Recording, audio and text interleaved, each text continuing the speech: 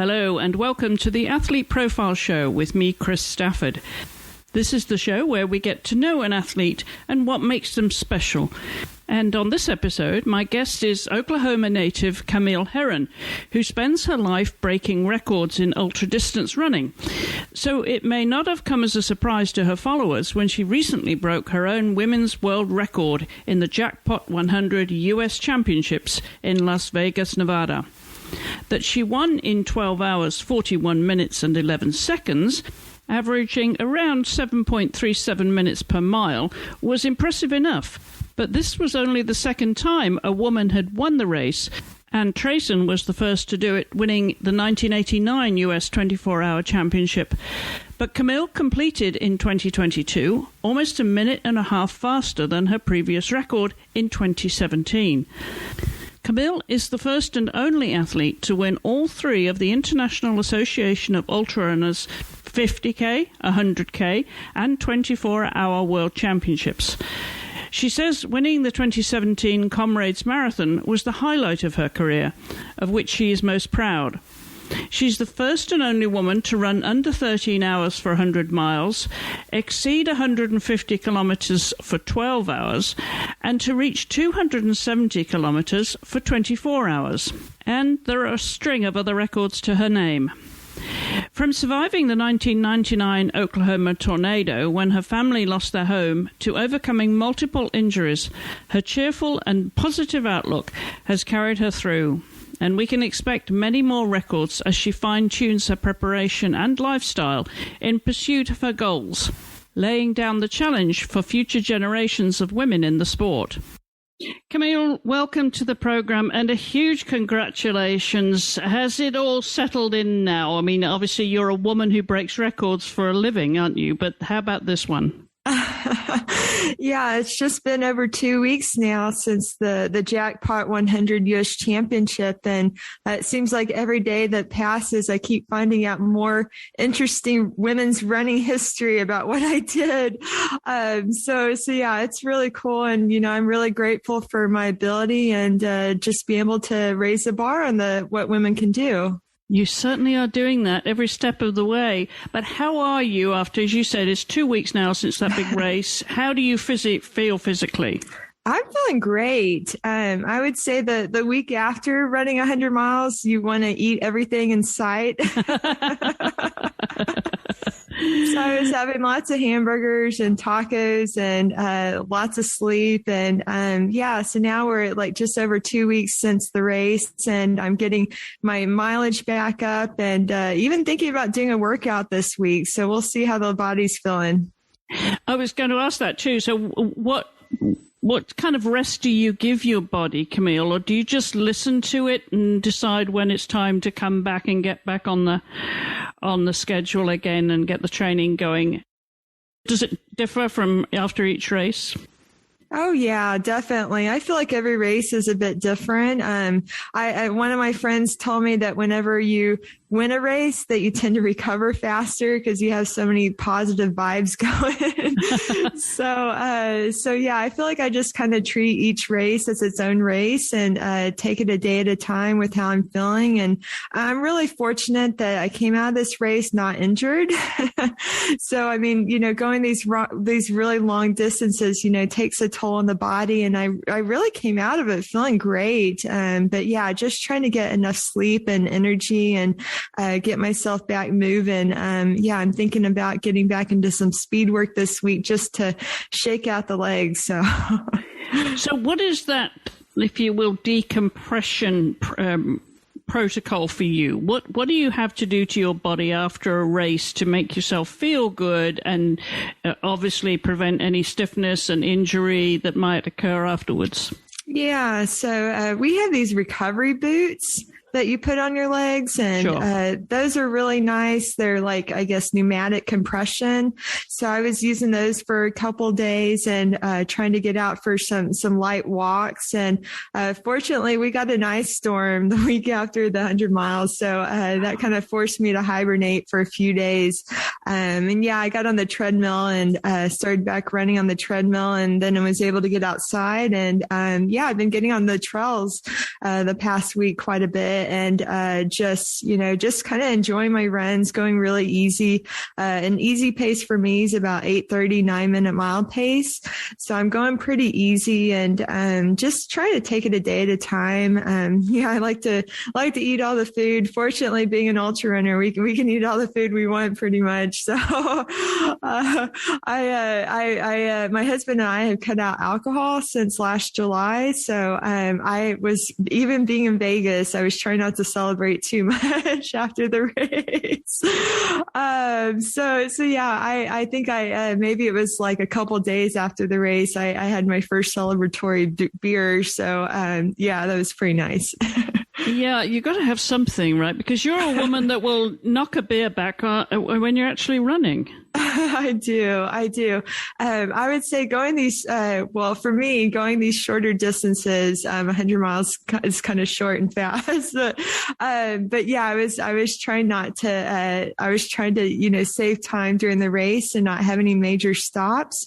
And since we've cut out alcohol, the only stop I had during the race was for 15 seconds to, chug a non-alcoholic beer. So it was just something, I needed a refreshment beyond taking gels and water and sports drink. And, that non-alcoholic beer really hit the spot about 70 miles in. So yeah, I bet it did too. Now, what about your pre-race procedures, Camille? Yeah. Do you have something now that you just habitually do that works for you, or does it change with each race and of course the climate you're running in? Yeah. So training for 100 miles in Vegas in February, the conditions are a bit warmer than most other places this time of year. So I was doing a lot of heat training. We actually lived in Arizona and we just moved back to Oklahoma here a few weeks ago, and so I was training at midday in Arizona, and then moving back to Oklahoma, I was putting layers on to try and prepare really well for the heat. And then going into the race, I'm not somebody that tapers a lot for races. I don't feel as good if I cut back too much. So I'm trying to cut back the duration of my runs, but keep up the frequency and speed work. It's really more of like a 2-day taper that I do for races, and just cutting back the duration of runs and then carb loading, like any endurance athlete does, trying to store the glycogen. And I'm such a chill person. I mean, we're listening to pump up music, watching TV and movies. I'm like dancing the night before races. So you're taking this literally all in your stride these days then. So what does this record and with each race you do, you seem to be breaking records. It seems to have been a habit in your career, Camille. What do they mean to you at this point, though, in your career? Now you're 40, you've done so much. Yeah. What is it that motivates you now? Is it the record? Is it self-satisfaction that you've peaked in your training? Yeah, I feel like I've kind of been a bit rejuvenated since I turned 40 in December. I feel like it's kind of extra motivation to keep my running career going. Just trying to do more of the little things. I mean, you read about masters women, really getting on top of their diet and their sleep and, PT and all that. And I feel like that I've tried to almost reinvent myself the past year, getting more dialed in with things. And, I found out like last year that I had this iron overload issue that I've had to work with a dietitian on, resolving. Also bought a squat rack. I've been trying to sleep better. Turning 40, I mean, I feel like it's this, I've obviously broken a lot of records, but I feel like there's a bit added motivation with all these masters records too. And, you see women masters marathoners as well, like just crushing it on the roads. And it's made me wonder, I'm feeling really, really good right now and wondering, could I step back down to the marathon? Like, I make the Olympic marathon trials again. I feel like at this point in my career, like, I'm still setting personal bests. And that's exciting. I hope, that's inspiring to other women out there to keep it going. Well, for sure. As you say, now you're in the master's program. It's almost like having a second career, isn't it? It is. Because then records are all new records now that you can keep breaking. Yeah. And is it that sort of psychological for you, though, the 40 mark? Yeah, absolutely. I mean, I look back at what I did like 10, 15 years ago in my 20s, and it seemed like, I was just like Rocky Balboa, like really, gutting it out, like, just eating whatever, like, just doing things that, differently. And now I'm just trying to get more dialed in, as a master's runner. And I feel better, I feel better. I feel like I don't have to be Rocky Balboa every day. If I just want to feel good every day. I want to run for my life. I have a different perspective that I see running as more of, it makes me feel good. I'm not just out there competing every day, that I just want to be able to run for my life and to feel good, keep my body together, and just take better care of myself. I'm, fortunate to have my husband. My husband does all the cooking. And so we're, yeah, he's pretty great. You got this thoroughly worked out, haven't you?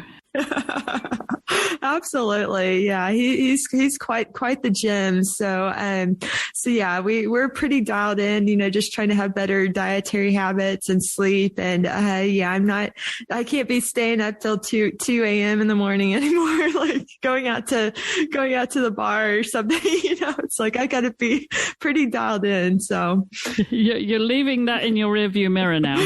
Yeah. That lifestyle. Yeah, definitely.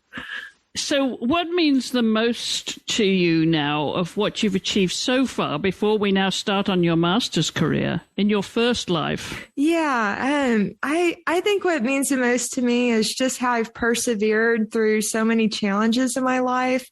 It seems like every time I've had some sort of major win in my career or, major feat, that I had to overcome challenges leading up to doing that. It wasn't, some sort of smooth line to the top.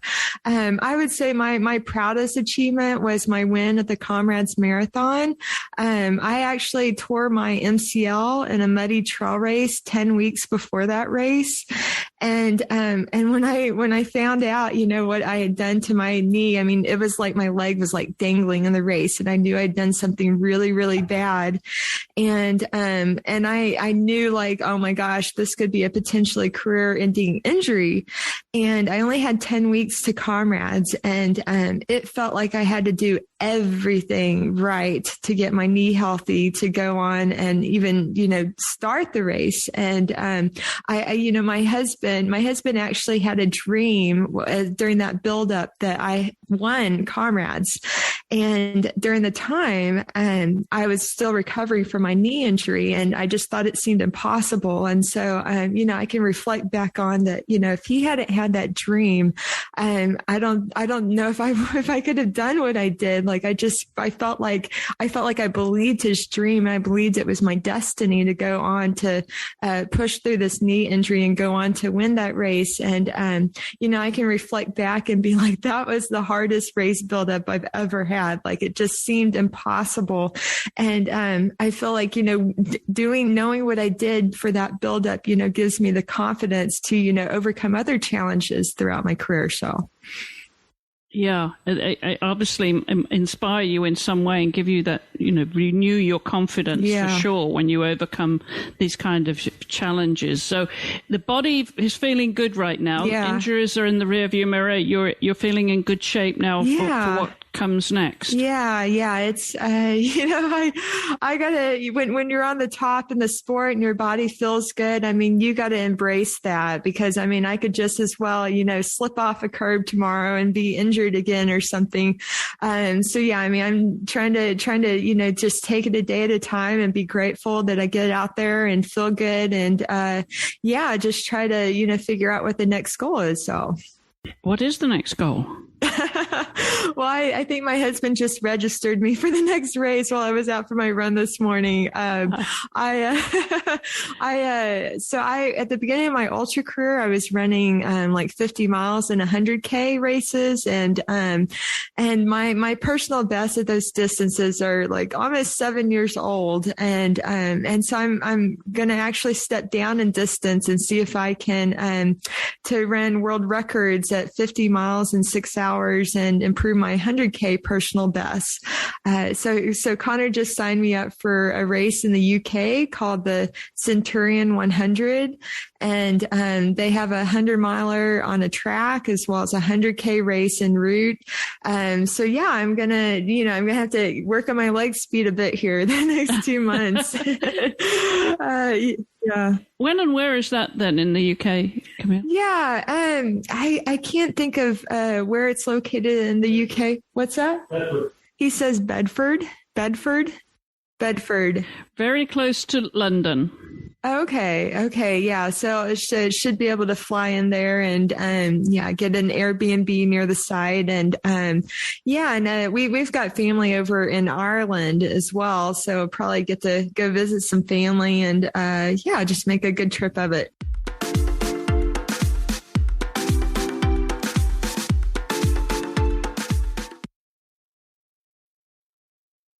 Well, obviously, you're going to break a lot more records to come, but I want to just rewind a little bit, Camille, for anyone that's listening to this or hasn't heard about your life story, because, as you say, you've overcome a few adversities, not just with injuries, but after the Oklahoma tornadoes, of course, that wiped your family home out when you were just a teenager. Yeah. What were your earliest memories before that of your life as a young woman growing up in Oklahoma? Yeah, so I feel like my life could be a movie with a tornado in it. It's pretty crazy.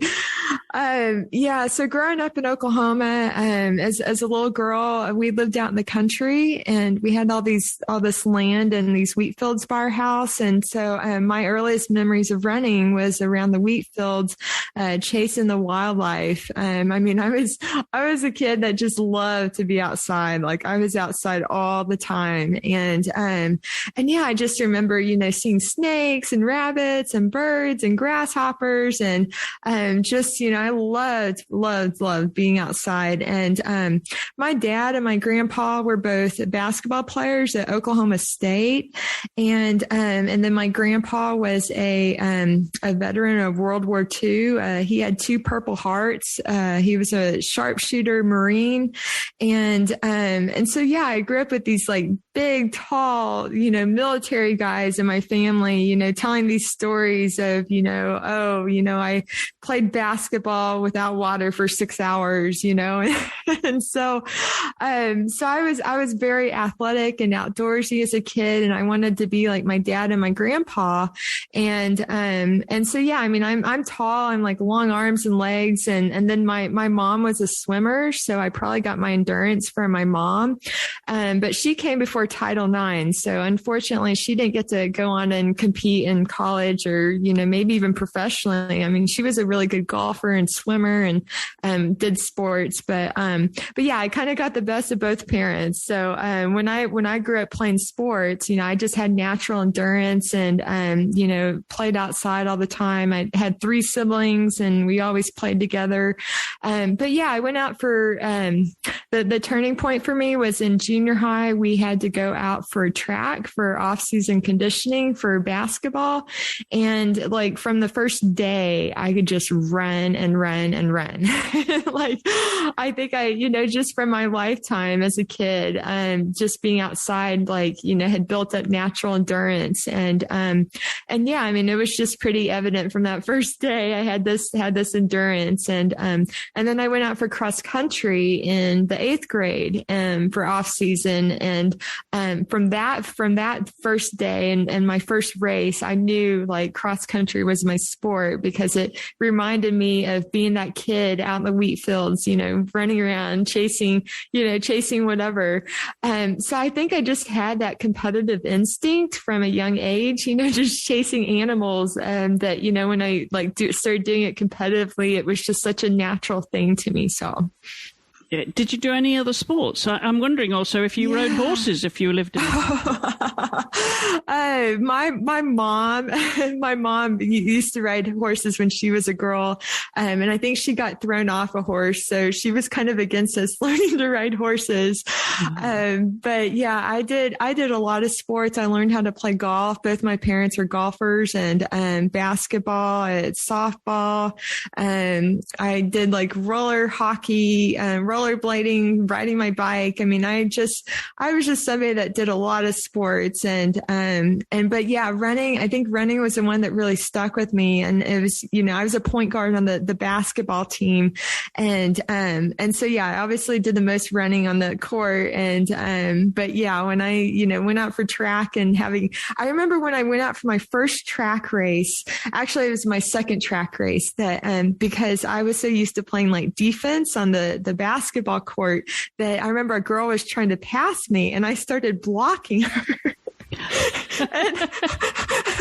and after I think I beat her, but her coach came up to me after the race and, chewed me out. I was like, that's bad sportsmanship.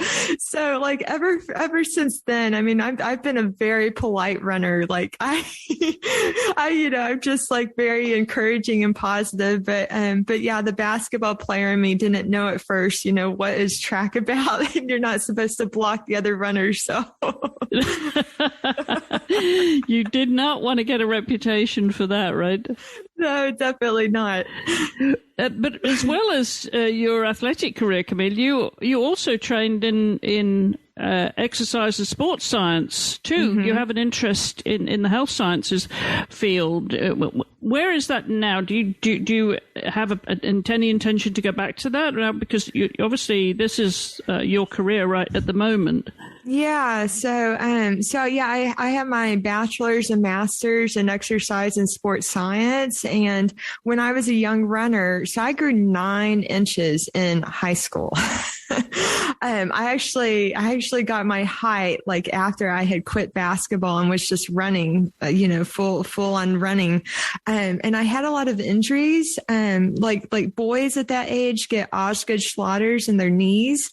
And so I had a lot of knee pain. I had stress fractures. And yeah, I mean, it was just like my body just needed more time to grow into my body. And so that really kind of piqued my interest in studying bone as an undergrad. And I ended up going to grad school and studied bone and exercise. And I got my master's in exercise and sports science. And then I worked in research up until 2019. I worked in bone research doing bone imaging. And so, yeah, it was back in 2015 is when in my mid 30s, when I committed to the ultra running and like discovered this, amazing talent that I have. And yeah, for a couple of years, I tried to balance my research career with the running. But I was involved in a rollover car accident back in 2019 while I was driving to work. And it was a bit of a spiritual moment at the time that I felt like I needed to appreciate my life and this running ability that I have. And I felt kind of at peace that I decided to quit my day job and research and fully commit to the running. But yeah, I mean, I think about what I learned, as a researcher, that I've been able to apply my science knowledge a lot to develop my own training philosophy. And I think that's played a part to how I've gotten to where I am and, being able to work through injuries and understand the body better. So. Do you see yourself going back to that field, though, Camille, at any point in your master's career? I feel like I'm willing to be like, okay, that was the end of one chapter. I've moved on to another chapter in my life, and I don't really know what the future holds. I mean, I could always go back into research. I mean, I love science. I'm definitely that's like my forte. That's like what I thought I would do for my life. So this whole ultra running thing, just kind of came out of nowhere. I could see myself being being involved in the sport. Like, if I worked in the industry or, I enjoy motivational speaking as well. I speak to a lot of groups and do that sort of thing. And then I also coach with my husband. And I know that there's a real need for women in leadership positions in the sport. So I see myself as being like some type of leader in something. And I just want to be a positive force for other women athletes.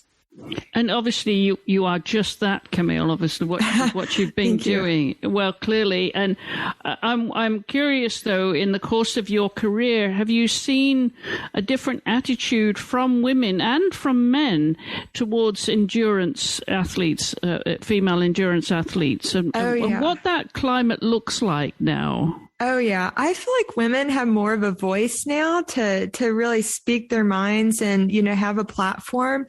I felt like when I first got into the sport that people didn't know who I was. They're like, what is this lady doing up there with the top men? And I felt like less encouraged, like 5-7 years ago, and that people didn't know who I was. They didn't know to, expect me up there. But now, like, it's kind of shifted. Like now, like, I feel like I'm being cheered on more, that people expect me to be up with the top men. Like, and so I think it's definitely changed. Me, winning races outright. There's other women winning races outright. And I think it's made other women think that, okay, well, maybe we belong up there. Maybe we can elevate our game. And so, yeah, I think that, what you see in races is more women up front or, moving throughout a race, possibly winning outright. And then you also see on social media women, speaking their minds more, speaking about the things that, impact them. And it's kind of giving more confidence to other women to speak out and to use their voice. And just going back to the health side of things, or physiologically, we're learning a lot more about women's capabilities over ultra distances too, with slow twitch muscles. Yeah. Yeah, definitely. There's a lot of theories and, science behind it. And I definitely felt that the past couple of races that I've run, that I've actually been holding back a bit more early in the race and kind of using like my woman power to endure better and possibly catch them in later in races. And it might have something to do with estrogen, the preservation, our muscles. We seem to endure better the longer the distance. And so, I've kind of been tapping more into that and not going out as aggressively in races. And it's worked out really well for me. It sure has. Have you seen more women then coming in, coming up to you at races, and have been watching you, not participating, but spectators and young girls that are inspired by you? Are they viewing this more of a career, not just training for a marathon or training for for a place on the Olympic team, but to do ultra running as you do it as a single-minded pursuit? Yeah, definitely. It's really cool. I love it when people share those types of stories with me of, their kids being inspired.